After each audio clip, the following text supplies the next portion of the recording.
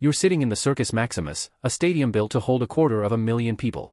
For a long stretch of Roman history, this was the largest structure the empire had ever built. Below you, on packed sand, a man stands in a wooden chariot. Reins wrapped tight around his waist. A procession already passed through here this morning. Statues of the gods, carried on wooden platforms all the way from the city center. Just to bless this exact track. Nobody in this crowd thinks that's strange. In a few seconds, 4 horses are going to explode forward at almost 30 miles an hour. There's a real chance he doesn't finish this race alive. You have money resting on it. So does almost everyone around you. This particular driver isn't why you're here today. You're here for someone else. A man who did exactly this, in this exact arena, more than 4,000 times. And walked away every single time. Historians now call him the richest athlete who has ever lived. The people who loved him carved his name in stone. It was Gaius Appuleius Diocles. You've probably seen a movie about gladiators. Rome, honestly, was lukewarm on them, about 10 days of games a year. Chariot racing got 60 days. This was the actual national obsession. The one that filled a stadium several times the size of Rome's most famous gladiator arena. Every single time it ran. Today, when an athlete signs a $50 million contract, it leads the news for a week. A few of today's top athletes have deals worth around $200 million a year. And that's treated as basically unheard of. When Michael Jordan retired with something like $2 billion in career earnings, people called it the biggest fortune sports had ever produced. Diocles beat that number by a margin that's hard to even process. And he did it about 1900 years earlier. With no sponsorships, no broadcast deals, no global market. Just 4 horses and a track. A stone inscription, set up in Rome in the year 146 AD. Lists his career winnings down to the sesters, 35,863,120 of them. A classicist at the University of Pennsylvania ran the numbers. The way economists actually compare ancient and modern fortunes. Not by exchange rate, but by purchasing power across an entire economy. His estimate, somewhere around $15 billion. That single career, in prize money alone, could have fed the entire city of Rome for a year. Or paid Rome's whole army, at the height of the empire, for about 2.5 months. But that number was only the surface. Diocles started racing at 18, for the white faction. He didn't win his first race for 2 years. He moved to the green faction 6 years later, in 128. 3 years after that, he joined the Reds. And stayed with them for the next 15 years, until retirement. His own name is a clue to where he actually came from. Gaius Appuleius was very likely not the name he was born with. Historians read it as the name of the man who once owned him. Diocles is Greek, not Roman. Almost certainly the name he carried as a slave. The way freed Romans typically kept their old name once they were free. By the time that inscription went up honoring him, he was, in the exact words of the professor who calculated his fortune, likely an illiterate man.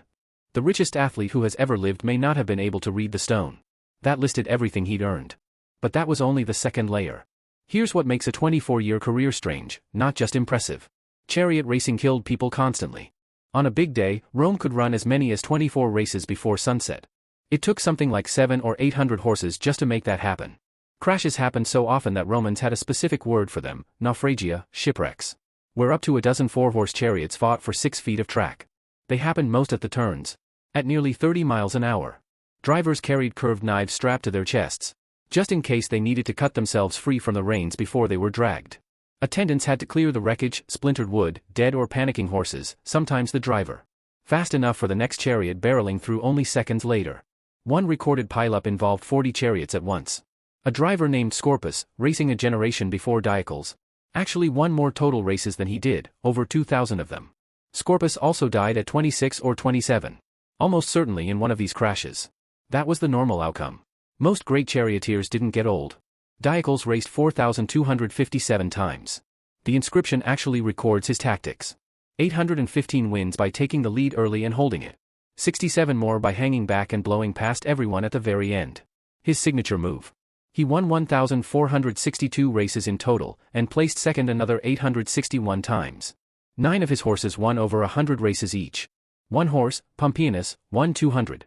And then, at the age of 42 years, 7 months and 23 days.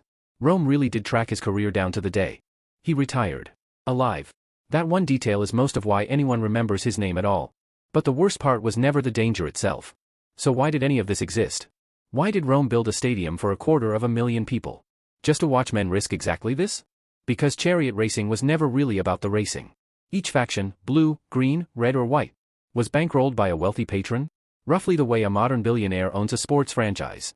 Except in Rome, backing a faction wasn't a hobby. It was closer to a political identity. Intense enough that rivalries occasionally spilled into actual street violence. The Romans even had a word for it, furor circensis, circus madness. You could think of a faction almost like a media empire with a live studio audience. Except sometimes the show killed its own stars. Winning bought a patron something money couldn't buy directly. The devotion of a crowd big enough to matter.